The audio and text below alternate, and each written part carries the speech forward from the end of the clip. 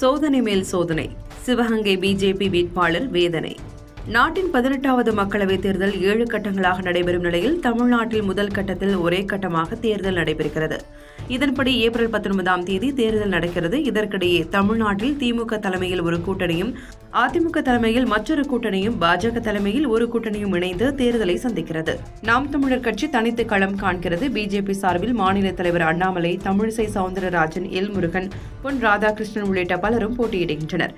அதேபோல் ராமநாதபுரம் தொகுதியில் ஓ பன்னீர்செல்வம் போட்டியிடுகிறார். இந்நிலையில் சிவகங்கை நாடாளுமன்ற தொகுதியில் பாஜக கூட்டணி சார்பில் இந்திய மக்கள் கல்விக் கழக நிறுவனர் தேவநாதன் யாதவ் தேர்தலில் களம் காண்கிறார்.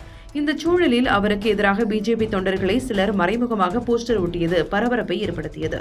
அதேபோல் திருப்பத்தூர் பகுதியில் அவரது ராசியான வைரப்பேனா ஒன்று கூட்டத்தில் தொலைந்துவிட்டது. இப்படியான நிலையில் திருப்புவனம் பகுதியில் சட்டவிரோதமாக கூட்டம் கூட்டியதாக வழக்கு பதிவு செய்யப்பட்டது. இதனால் பிஜேபி வேட்பாளருக்கு சோதனை மேல் சோதனையா என்பது போல சம்பவம் ஏற்பட்டிருக்கிறது. இதையெல்லாம் கடந்து சாதனையாக மாற்றுவாரா, மக்களுக்கு கொடுத்த வாக்குறுதிகளை நிறைவேற்றுவாரா என பொறுத்திருந்து பார்க்கலாம்.